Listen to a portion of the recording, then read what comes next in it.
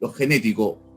Si mi papá tiene una enfermedad crónica y mis abuelos han tenido una enfermedad crónica, yo debería preocuparme, es muy probable que yo la tenga, y qué debo hacer, ¿no? O sea, mi pregunta es, ¿se puede cambiar esa tendencia?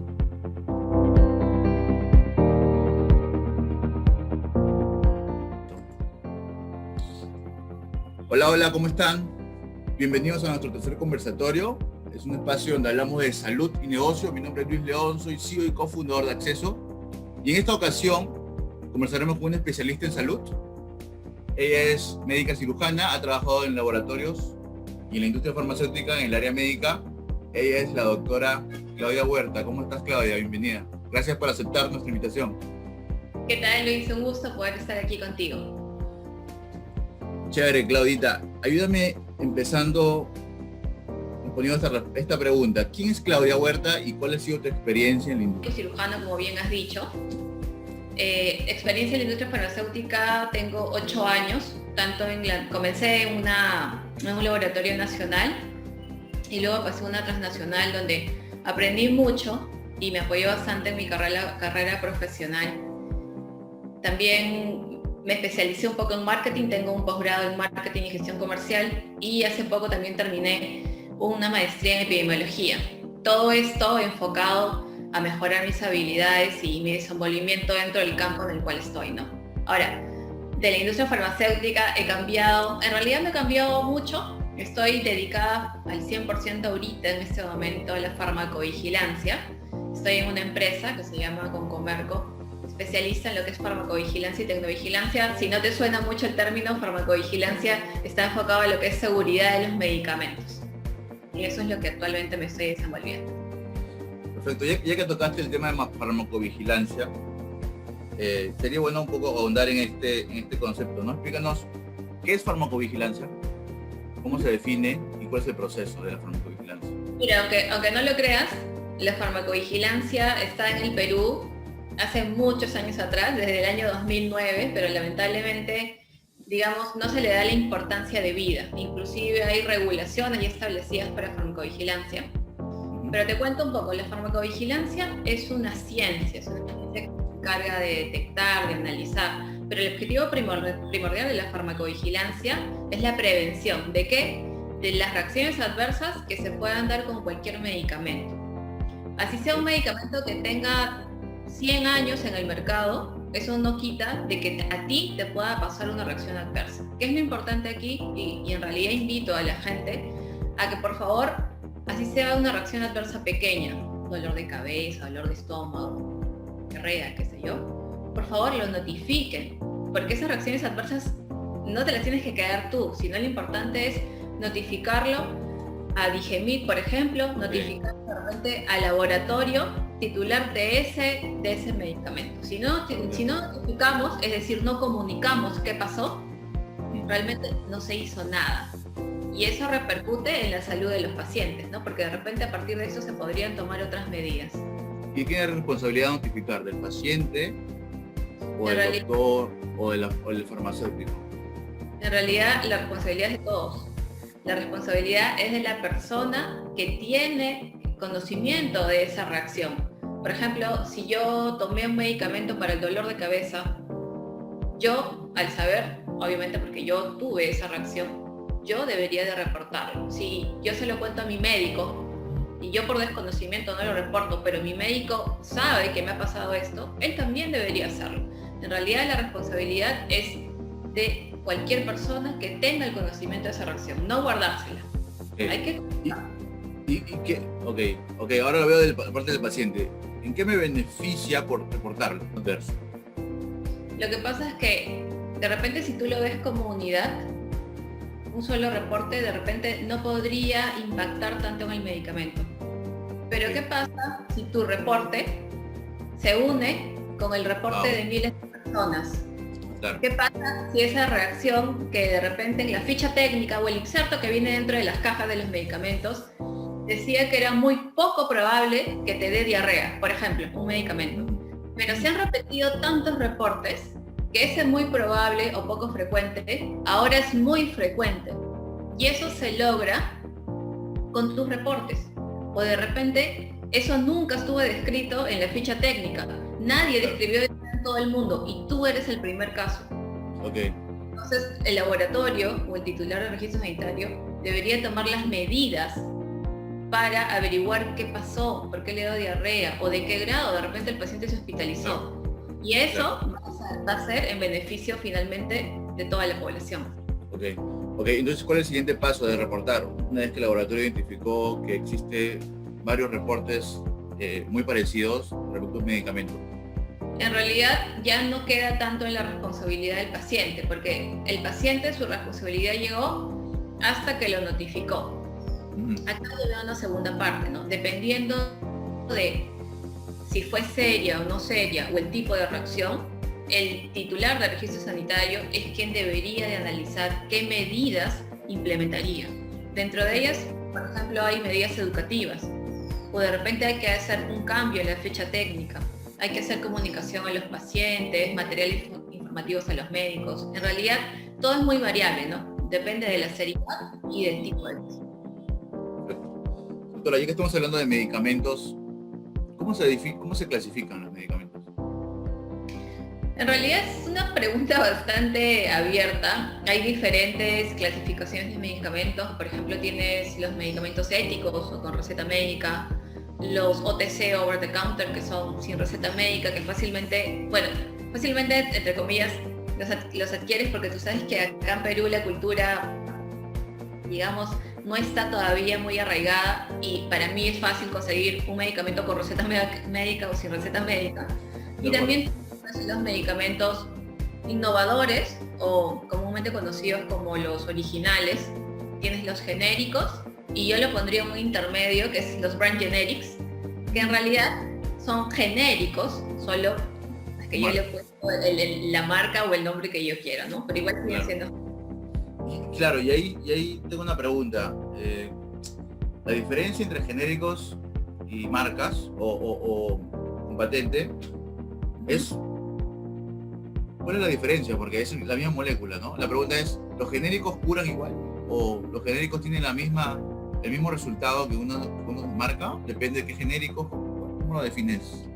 Ya, esta es una pregunta un poco, digamos, con truco, porque en realidad un genérico, para que tú realmente digas que va a tener las mismas propiedades que un original o el innovador, y lo digas realmente a ciencia cierta, es porque tú tienes un estudio de biodisponibilidad, o mejor dicho, de bioequivalencia con ese genérico. Si tú me dices, este genérico tiene su estudio de bioequivalencia, con ese estudio yo te estoy asegurando que va a tener el mismo efecto terapéutico que el innovador. En ese escenario yo te digo que sí, va a ser exactamente igual.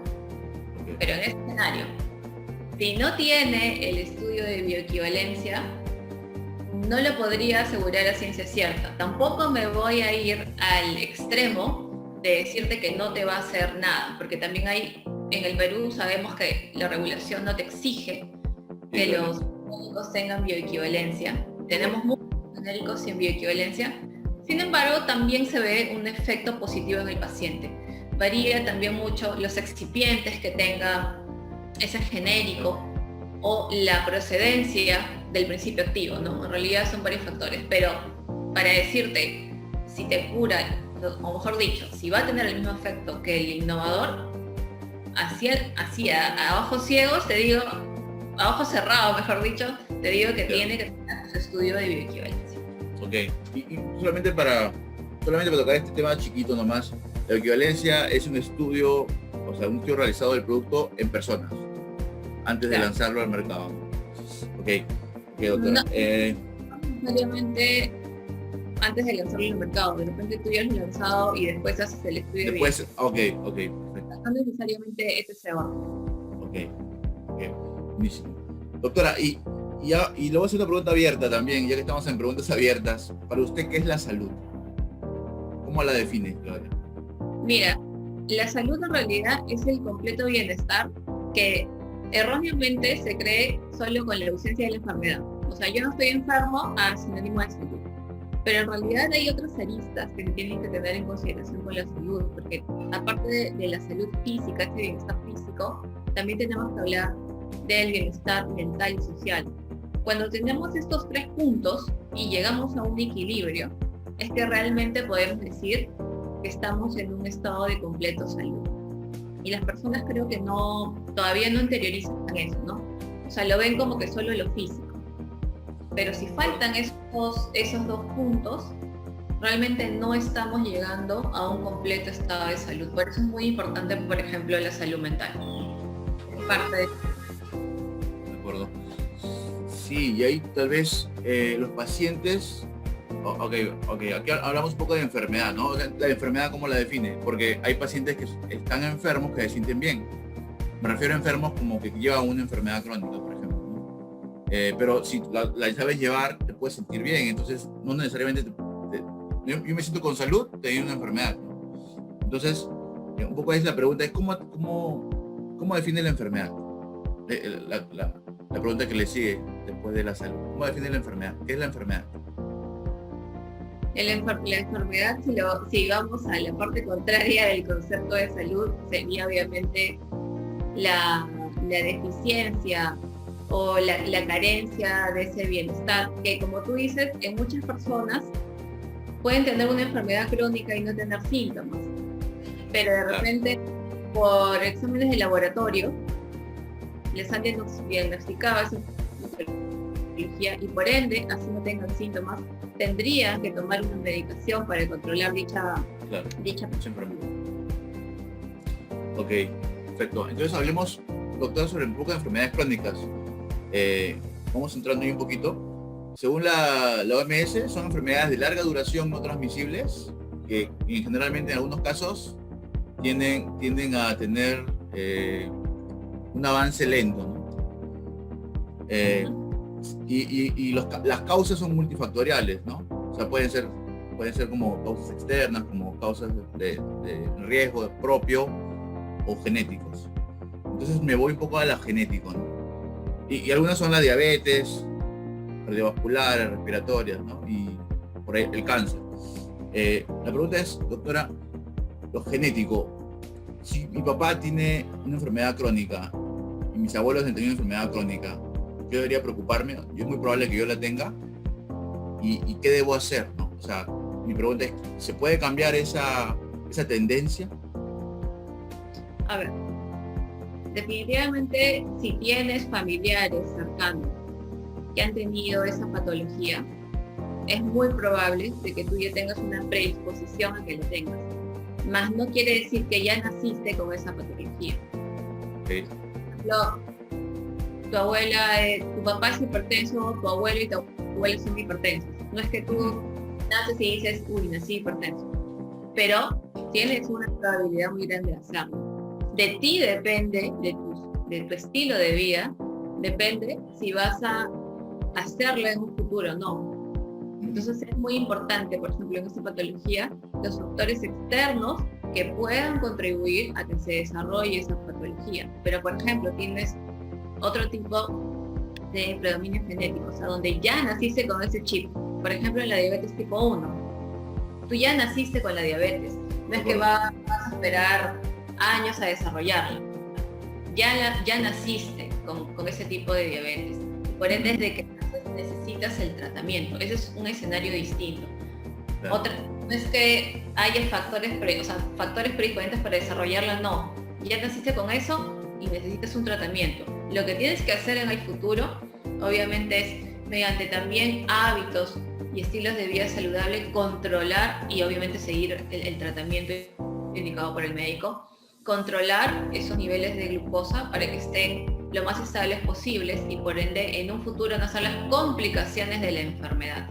Esos son escenarios distintos, ¿no? Perfecto.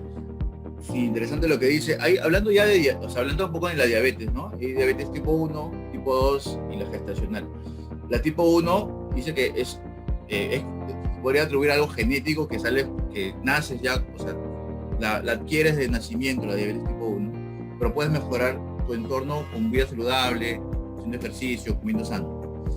La diabetes tipo 2 es causa de un mal hábito, ¿correcto? Sí. Y la obesidad tiende a a que o sea, la obesidad te puede llevar a tener diabetes tipo 2, por ejemplo. Ok, doctor. Entonces la pregunta es, cuando hablamos de genética, entonces yo también puedo considerar que mis hijos van a salir también con esa predisposición, o mejorando mi actividad física, comiendo sano, puedo cambiar esa tendencia, puedo cambiar esa genética para mis hijos o para mis nietos. Definitivamente lo que tú hagas actualmente con tu cuerpo, con tu alimentación, con tus hábitos, y el que desarrolles o no una enfermedad, en este caso supongamos que te has estado controlando, has estado haciendo ejercicio, comiendo de manera saludable y por ende no has hecho ninguna enfermedad, obviamente eso va a repercutir de manera positiva en tus siguientes generaciones. Okay. Es decir, tú sí puedes modificar eso, siempre y cuando no tengas esa enfermedad ya, ¿no? Por ejemplo, en la diabetes tipo A, tú dices, tengo mi mamá que es diabética, ¿ok? Tú tienes de hecho una predisposición, pero no has nacido diabético. ¿De qué depende? Depende de ti.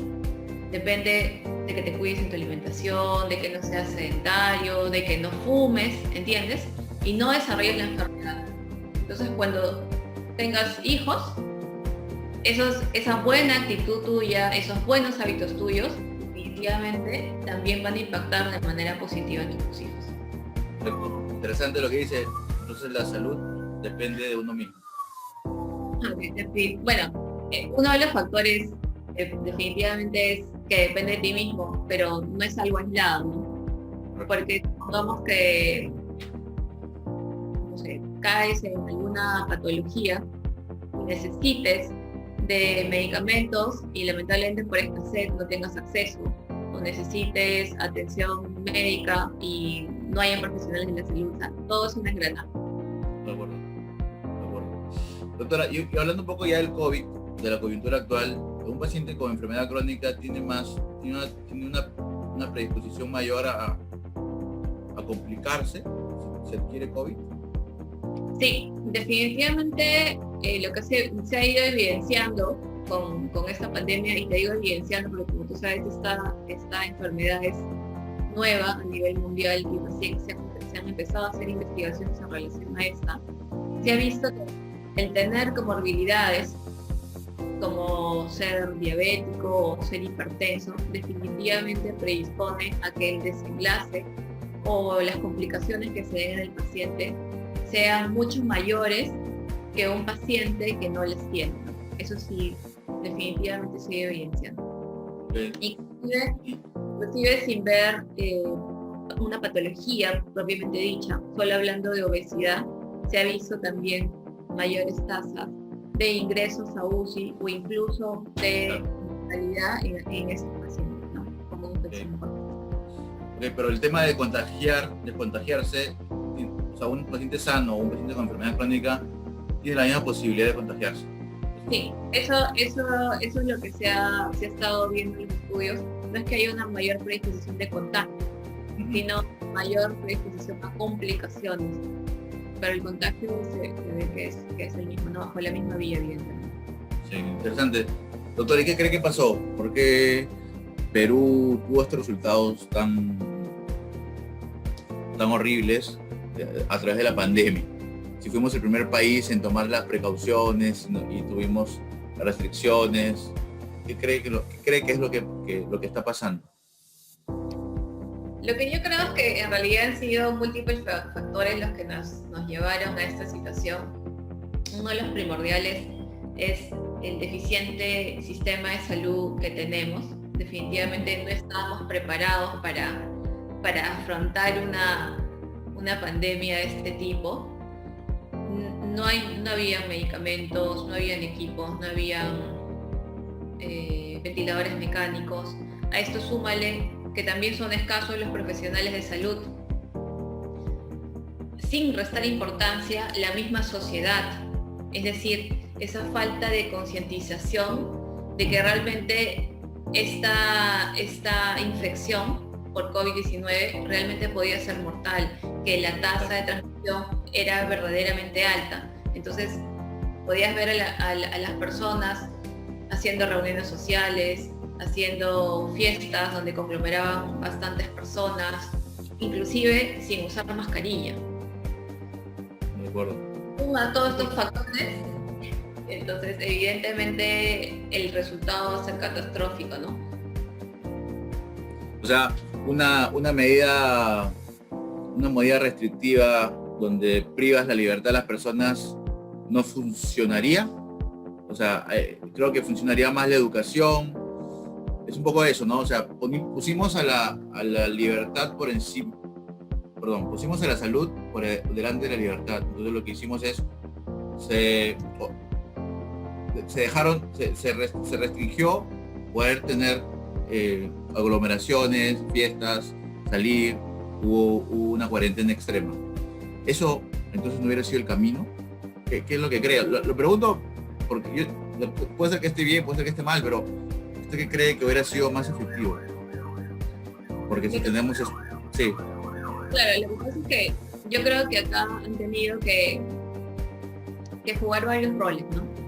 Un rol era el rol del Estado, y dentro de él estaba el Ministerio de Salud, que como te digo ya era deficiente, y también por desconocimiento propio de la enfermedad, de las medidas preventivas, tampoco se siguió o se detectó, por ejemplo, aquellas medidas que deberían tomarse. Por ejemplo, un detalle importante, sí, nos hicieron la cuarentena durante varios meses, estuvimos encerrados en casa, algunos lo respetamos, algunos no. Acá viene un poco la manera en que también piensan las personas, que son, digamos, no lo respetan y empiezan a salir en grupo, etcétera. Pero por otro lado también no se detectó a tiempo ciertos focos de contagio. Por ejemplo, algo que se veía muy importante y no se detectó a tiempo fueron los mercados.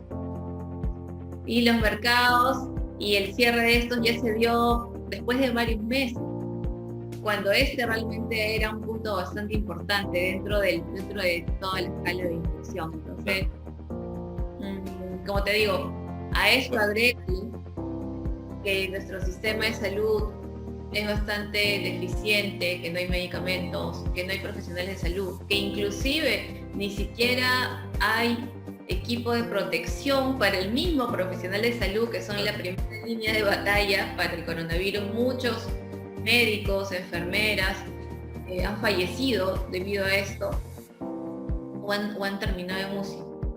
Entonces, si tú sumas todos estos factores, más la mentalidad del peruano, que muchas veces no toma conciencia, pues se esperaba que las cifras de infección por COVID se iban a disparar. De acuerdo. ¿Y cómo ve los siguientes meses? ¿Nos vamos para abajo con el COVID?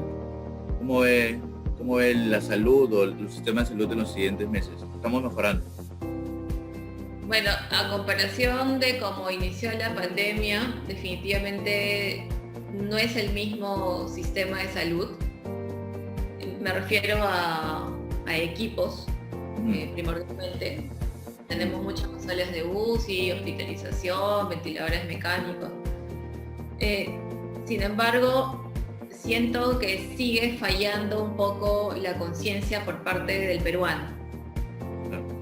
O sea, como que el peruano es muy retador en el sentido de que piensa que no le va a pasar. Saca la vuelta. Exactamente. Y eso es lo que seguimos viendo en nuestro día a día, ¿no? Fiestas, matrimonios. Entonces, en realidad, creo que sería como que jugármela al decir sí, vamos a mejorar. Ahorita en números las cifras están cayendo, cada vez hay menos infectados por COVID, pero eso no quiere decir que en un futuro no muy lejano pues podamos volver a incrementarlo, ¿no? Todo depende también de que cambie finalmente esa mentalidad. Se están abriendo los vuelos internacionales, se está ampliando también el porcentaje de acopio en centros comerciales, inclusive se están abriendo zonas de entretenimiento. Entonces ahí también podemos ver, digamos, dependiendo de la actitud de las personas, también un incremento, ¿no? Creo que deberíamos esperar a ver qué pasa, pero es muy importante creo el rol de las personas y ser conscientes de que existe este virus, de que sí te puedes contagiar y que independientemente seas, claro, hay factores que pueden complicar o no, pero eso no quiere decir que tú no seas uno de aquellos pacientes que terminen en UCI o en el peor de los casos. O contagias a tus familiares, ¿no? A tus papás, a tus tíos, a tus abuelos. Entonces, yo creo que también eso no son conscientes de la magnitud del problema. Ok, doctora, quiero dar un giro un poquito a la entrevista. Quiero hablar un poco de telemedicina. Esta coyuntura, esta situación ha llevado a que la innovación, la tecnología tengan crecimiento importante en la salud, y uno de esos es la telemedicina. ¿Qué opinas sobre la telemedicina? ¿Qué cree que va a pasar con la telemedicina? Yo creo que la telemedicina tiene sus pros y sus contras. Definitivamente en un ambiente de pandemia donde lo que quieres restringir es el contacto directo por el miedo de la transmisión, creo que está bien, pero creo que en la telemedicina se debe segmentar solo a cierto tipo de pacientes. Por ejemplo, de repente aquellos pacientes que vas a hacer seguimiento del control de alguna patología, que son pacientes estables, que quieres saber, por ejemplo, si es hipertenso, cómo le está yendo con el tratamiento que ya se le dio, si ha hecho picos hipertensivos, qué sé yo, ¿no? Y dependiendo de lo que te diga, seguir con la telemedicina o de repente ya tener que hacer una cita presencial, convencional, presencial. Pero por ejemplo, si tienes un paciente que recién vas a conocer, que le tienes que hacer el examen clínico, entonces la telemedicina realmente no le veo ahí tanto, digamos, el beneficio, ¿no? Porque yo tengo que palpar al paciente. Yo tengo que examinarlo, yo tengo que hacerle el examen clínico. Entonces, a través de una cámara... Claro, es complicado. Claro, no se va a hacer... De acuerdo. Podría ser, ¿no? Por eso, esos son los pros y los contras. ¿Y cómo ven los doctores la telemedicina? ¿Ven como una herramienta que complementa? ¿Ven como una herramienta que llegó para quedarse? ¿O ven como algo pasajero? No, definitivamente la telemedicina yo creo que es algo que se va a quedar, pero como te digo, enfocado solo a ciertos tipos de pacientes. Okay.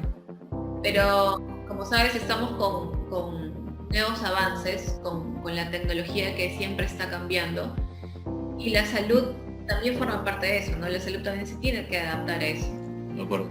Entonces yo creo que sí se va a quedar, pero segmentado a cierto tipo de pacientes y cierto tipo de patologías, ¿no? Inclusive con la telemedicina no solo vas a hacer consultas, sino también puedes hacer charlas dirigidas a pacientes, a profesionales de la salud, de diferentes temas. Entonces, de que se quedan, yo creo que se va a quedar. De acuerdo.